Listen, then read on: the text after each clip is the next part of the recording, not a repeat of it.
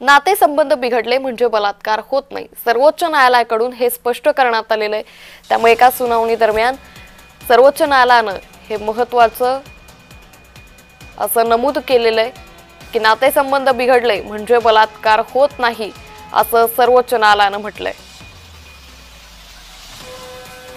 तर न्यायालय यावेळी नेमकं काय म्हणालं पाहूयात। छत्रपती संभाजीनगरच्या एका महिलेचे आणि वकिलाचे संबंध होते। आरोपी वकील आणि तक्रारदार महिला यांच्यात लग्न करण्यावरून वाद झाला। वकील लग्न करत नसल्याने तक्रारदार महिलेने बलात्काराचा आरोप केला। न्यायालय म्हणाले बिघडलेल्या नातेसंबंधाला बलात्कार ठरवणं चूक आहे।